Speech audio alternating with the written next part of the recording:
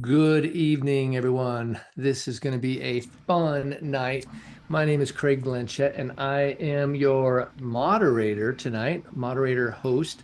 And we've got Sharon Fleischner, Dr. Sharon, and she has her expertise in general family practice. And then Joe Pecoraro, and his expertise is in vascular surgery. So we've got some great things planned for you tonight. And one of the main things that we want to do during the doctor's Q&A is actually have questions sent to us so that our amazing doctors can answer those questions. And so on your just a little um, opportunity to get you oriented with Zoom is there at the bottom of your Zoom window or somewhere on your Zoom, there's a thing called Q&A. And that's different from the chat window. So in the chat window, technically it's going to be some chaos, a lot of chatter.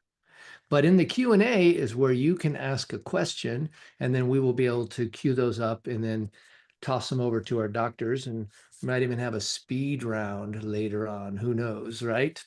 So welcome, Sharon and Joe, Dr. Sharon, Dr. Joe. Good to have you tonight. Thank you. Exciting to Yep. be here. Thanks so Yeah. much, Greg. Yep. It's going to be fun. I was telling my wife earlier, I'm not the speaker tonight. I just get to razz the speakers. So I'm super excited about that, right? And so we've got some questions that are coming in hot and heavy. And the first one we have tonight is, what is the difference between the Optavia targeted fat burn and a keto program? So take it away. I'll take that one first, Dr. Joe, if that's okay. I get this question a lot as a primary care physician because people want to kind of do their own plans. Every plan has a purpose, and a lot of times the immediate requirement is, I just want to lose weight. And while our plans do help people who need to lose weight, we do it in a very scientific, very stable, controlled environment. The most important differences that we find within this is that we do offer at least 80 to 100 grams of carbohydrates, whereas a keto plan tends to be 0 to minimal carbohydrates. And let me tell you, this up here, we need carbohydrates to function. That's the first difference. The second difference is that we have good moderate to high protein intake, and we can tailor that with our lean and green meals. Most of the people who do keto can do too much protein, which can actually be damaging to some patients, or to some people, especially with their kidneys. We also offer a healthy amount of fat, which we know is also important. And the keto plan tends to have a little bit too much of the fat. And it's not necessarily measured by the people out there that are using it.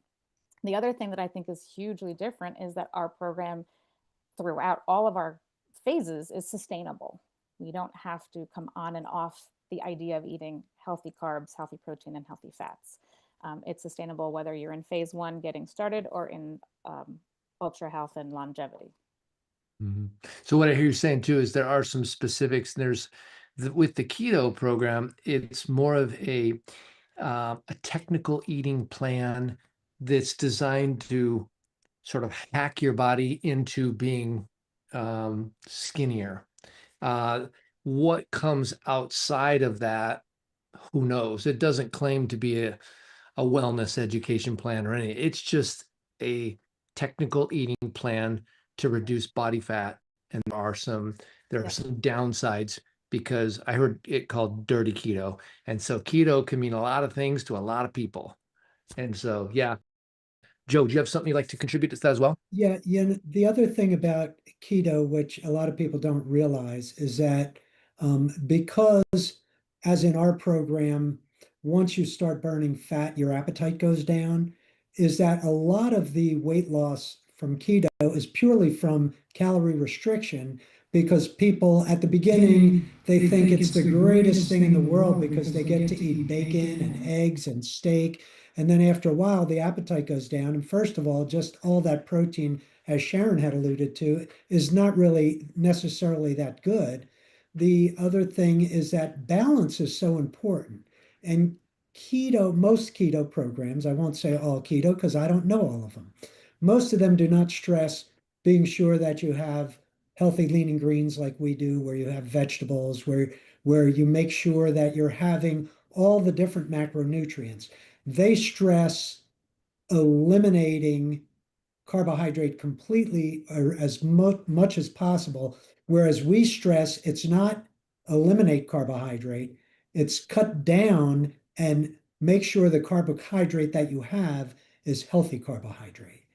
Hmm. Yeah. I say it like carb neutral or carb balanced, if you will, because you want the three macros to be kind of balanced with each other and not these big extremes from one side to the next. And have talked about these things, I'm not a doctor, but so I'll try not to contribute too much, but I have coached a lot of people on this, and it seems like when you are utilizing keto, you're not thinking about the long-term benefit. You're just thinking about, I'm going to get some of this weight off. And if keto comes to an end, then what? Any of these eating plans, if they come to an end, then you're going to transition to somewhere. Yeah, Usually it's transitioning back to what you used to do when you were getting weight heavy. yeah. One last thing before we move on to the next question, Craig, is to your point, the importance of balance is critical. And on the Optavia program, within roughly about 5% either direction, it's roughly going to be 20% of your calories will come from protein.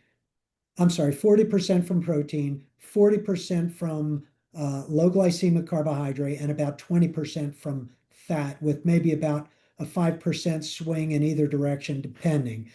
And that's not really what keto stresses at all. So, keto for weight loss, maybe for health, not necessarily so. Awesome. Great. So, So, oh, should I take the next one? yeah, if you see, you can see those as well. You can jump in there and grab one of those. Okay, Annie is asking, wanting to know more about what's most important on the body composition scale and what matters the most. And that's a great question, Annie, because the answer is it depends on who you are. If you're somebody who has very little muscle mass and a lot of fat, then you not only want to cut your fat mass down, but you also want to gain your muscle mass. If you someone who maybe has a lot of muscle but also a lot of fat, you might just want to cut your fat down. So body composition, again, like what we were talking about with keto, balance is what's important. And Sharon, I don't know if you want to talk about like minimums for men and women. I think women shouldn't have what, less than 12% body fat because then they stop menstruating. Is that? Correct. Mhm. And of course, men can go a lot lower, but it really depends on what are your goals, what other health risks or health factors do you have, and where are you starting? So all of those things come into play, Annie, when you want to think about what matters most, because they all matter, and different aspects might matter at more, might be more important at different times. Anything to add, Sharon? No, I think the last part is key. You know, if you're a younger woman who's going to have a pregnancy, and then if you're after a pregnancy, you know, the composition of fat is going to vary, as opposed to somebody who's postmenopausal and even into our, you know, later years in our 60s, 70s, and 80s. It's a different composition, but muscle is still predominantly the most important one overall from our metabolic standpoint. Muscle moves you, right? I've Right. heard generally for women, 20 to 30% is a healthy range body fat wise. Mhm. And for men, it's 10% less. So 10 to 20. And that's a healthy range of, you know, it's a wide range of percentages, but those are the things that I've heard. And of course, athletes, depends on the type of athlete, but you can get lean and strong, and like 18% for a woman is more in the elite, and that would be more like 8% for a man. That's kind of more elite zone on those kind of things. Awesome. Um, jump in, guys. What would you like to, which one you want to grab? You see the question, Sharon? They're asking, is systolic heart failure treatable? Sure, most everything in our body is treatable. And again, the question really becomes what caused the heart failure, right? So this is not the time to discuss what heart failure is, but if the heart's not pumping right, the whole body's not going to respond. And so we can actually control most of the things that, and we actually have clinical data that supports our metabolic function, where things like diabetes, high cholesterol, high blood pressure, all the things that lead to our heart not functioning well, which then can eventually lead to heart failure, which is really a syndrome, we can absolutely reverse. I wouldn't do that just without consulting with your physician, of course, but I have seen significant changes in some of my patients who are older and have heart failure um, symptoms, and they've actually improved. And the quality of life difference is amazing. They're breathing better, they're moving better. So, yes. Yeah, and what I think is interesting too, Sharon, is that cardiac output, which for those of you who are listening, is the percentage of uh, blood that's pumped out of the heart with each pump versus the amount that comes in, is that the same amount in a person who loses a lot of weight, they're still going to feel a lot better and be a lot better off, because if you're pumping 60% of each stroke into a body that's 400 pounds, a lot of it being fat versus one that's lean at 200 pounds, it's going to make a huge difference. So, yeah, that's another one of the that's really, I think, a great segue into the next question, which is the new science that shows how our Optavia plan can reverse metabolic dysfunction. And can we explain how it does that? And it has always done it. So while the science is not new, the study that really proves it is new. So in other words, when it comes to science, we always want to look at what's called a controlled clinical trial, which means you're looking at somebody who's not being treated the way you're being treated, somebody who's having the treatment specifically, and somebody who might have a variation. And so the study that recently came out showed that the Optavia program can actually reverse high triglycerides, um, insulin sensitivity, uh, diabetes, and high blood pressure. And these are big positives, because saying that it does it and showing that it does it are really two different things. And for those of you who are saying, well, metabolic dysfunction, what in the world is that? Well, when we look at how our body utilizes fuel, that's our metabolism. And when any of those systems start to fail, that's a level of metabolic dysfunction. And when 3 of 5 of the big ones are failing, then we call that metabolic syndrome, which our program can, in fact, reverse. So what we look at is waist circumference, which is different for men and women. With men, it's what, over 40. For women is 35, is it? 35. And then if your triglycerides are high or if you're being treated for them, if your HDL, which is the good cholesterol, is too low, or if you're being treated for it. And people always want to know which is the good, which is the bad cholesterol. Just remember, HDL, H begins with happy. So the HDL is the happy cholesterol. And then also the diabetes. If you have diabetes or if you're being treated for it, if you have any one of those 5, you have metabolic dysfunction. One of your dashboard lights is on. And so something needs to be done. And so our program can reverse that, and it can reverse any and all of those. What I think is really important is that you said it's if you're being treated for it, because a lot of people will come into the office and say, well, my cholesterol is fine, but they're taking a prescription that's a pretty heavy dose. That still has an underlying structure of metabolic dysfunction. And so be aware that when you're talking to clients, if they're on medications, but they think that they're healthy, or if you yourself are on something and you're not, um, sure if they have that dysfunction. Most medications are going to lead to one of these issues in metabolic dysfunction. And so they have that, and we can change that. I have seen sugar numbers in specific patients of mine with our program drop within 3 days to completely normal levels and have been able to come off of insulin. So Three the days. science is real. It's Yeah, so amazing. I've seen diabetics go from 100 units of insulin to 0 in 1 month. Yep. So it's pretty amazing. It seems trivial when you think about it. I'm not a doctor. I just play one on TV. Just kidding. But I'm a coach, right? And so, and I've seen doctors struggling with helping their patients with all the best medicines. And me, total amateur hour, we put them through this process and they're off their insulin. And I'm just thinking, what's their doctor's problem? Like, why are they so bad at this? Right? But it's not that they're bad. It's the tools that they have accessible to them aren't nearly as effective as the tools we have accessible to us. Oh, so cool. Yeah, you're right, Craig. I had a neighbor one time I put on our program, had lost 40 pounds, and he told me he said his primary care doctor had him on blood pressure medication. His endocrinologist had him on medication for his diabetes, and his cardiologist had him on medication for his triglycerides and cholesterol. And I said, "Who has helped you the most?" And he said, "You, because I lost 40 pounds and I was able to cut them all back." And I was just his neighbor.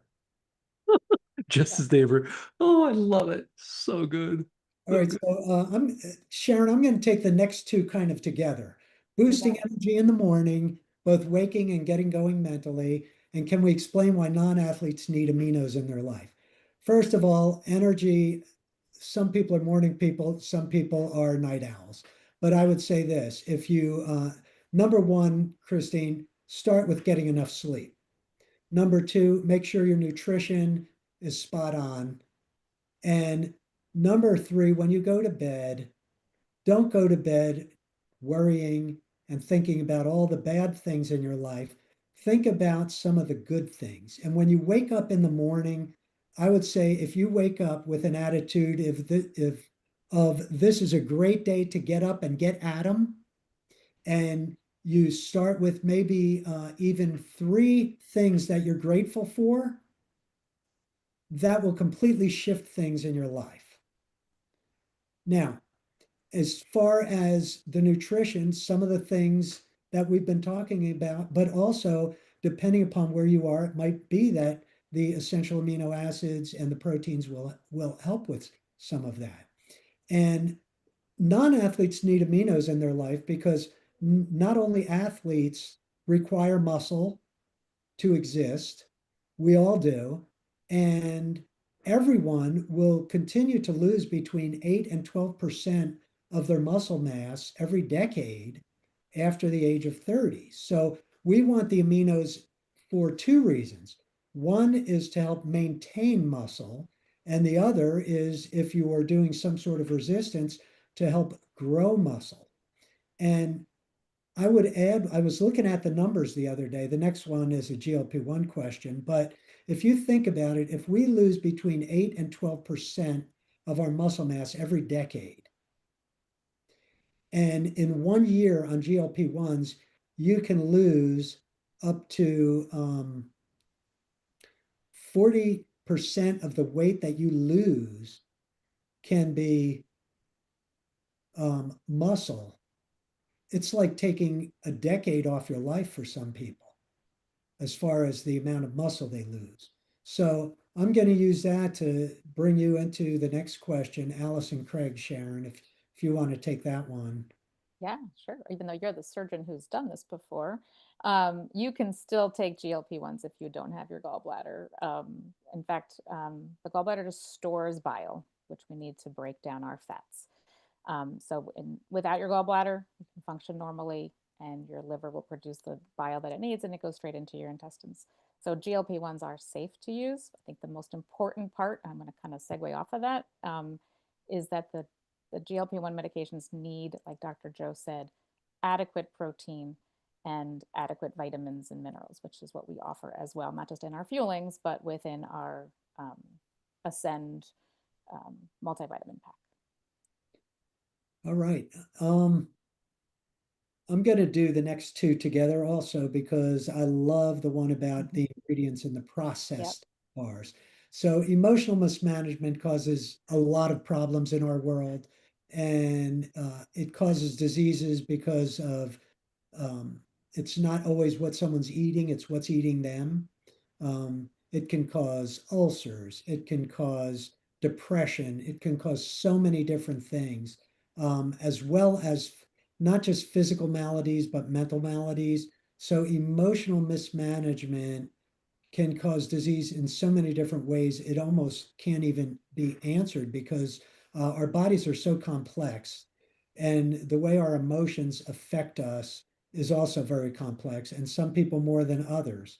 Um, I'd say probably the most dramatic example is post-traumatic stress. That causes severe psychological issues, whereas also people who don't manage their emotions well and have poor relationship with food cause mega obesity. So there's so many different ways emotional mismanagement can cause disease. It's probably not a standard answer for this, but I say start reading some good spiritual calming things like maybe the Psalms or the Proverbs, just something that can give peace to your life. Now, Dana, I'm going to answer your question because the real question is, what do you mean by processed? Because there is processed and there's ultra processed. And I think what you're referring to when you're fearing things that are processed is you're fearing the things that are ultra processed, which are things where nutrition is taken out of them and nutrients are taken out of the foods. So we tend to think of processed foods as junk food, food that has no nutrition and high calories. The truth of the matter is that if you take an animal and you cut it into a steak or you grind it into a burger, you've processed that. If you take an egg and you crack it and you cook it, you've processed it. So there are different levels of processing. We are very comfortable with the ingredients that are in the Optavia fuelings because we know that they're all clean ingredients. We know that they are arranged in such a way that they have low glycemic index, that they keep with some of those parameters that I talked about before, as far as the protein, carbohydrate, low fat mix. And the proof is in what you've seen. If you have seen enough people, how they've gotten so healthy, their metabolism has improved, their medication list has shrunk. So we are very comfortable with those ingredients, unless you feel differently, Sharon. Not at all. That's spot on. Um, I We think got I'd like time for about for one one more, more. so you guys can pick which one you want. Okay. We're gonna be rolling out a few minutes early Okay. tonight. I think I'm going to take this one real quick. Cynthia asked, she's done so well so far. Congratulations that she's done the 5-in-1 and lost 90 pounds. But she's also realized that she is highly susceptible in element 16 to sugars. When she gets to her goal weight, she's concerned that she might miss the bars. Have I had experience with them? Well, yes and no, meaning I don't ever stop eating some of my fuelings as grab and go healthy food. I still follow the program eating 6 times a day. I have 0 restrictions. And I use now our Ascend bars because I am in optimization, which is a higher protein, still has my essential amino acids, essential minerals and vitamins. I still use our amino acids. So you do not have to come off of some of our fuelings as grab and go food. And your coach is going to work directly with you through that transition program into optimization, where you will avoid the things that you know you're susceptible to and replace those items with healthy, simple nutrition. And you can certainly utilize any of ours, from the essentials to the Ascend, to complement your daily intake. Excellent, excellent. Think you can squeeze one more in? Yeah, I think Jessica's is an important one. first of all, Rhonda, you do not need to take a daily multivitamin, but you can take an omega-3. And Jessica, you're not getting too much vitamin D. You're getting, there's a difference between recommended daily allowance, minimum daily requirement, and really what your body can use. So the amount of vitamin D that you're getting is not an excessive amount. It's probably not what, if you know someone who's having hair loss, it's probably not excessive vitamin D. It's probably that their body's under stress, probably could use a little additional B vitamins, which are the stress vitamins, because the amount of vitamin D we're getting, which is roughly about 900, is not excessive. It's about 1.5 times the recommended daily allowance. All right, Craig, I think we need to finish up early today because we've got some big things happening. We do. Right after this, there's a bunch of announcements. So there's been I'm going to give you guys an analogy. For years, Optavia and the coaching and some of the programs that we're offering, we've had to be cloaked. Think of Clark Kent. He's really Superman, but he's walking around with a disguise. So we haven't been able to talk about the science of what Optavia really does until recently. And so next up, we can take off the cape and we can be the Superman program that we actually are, legally and technically.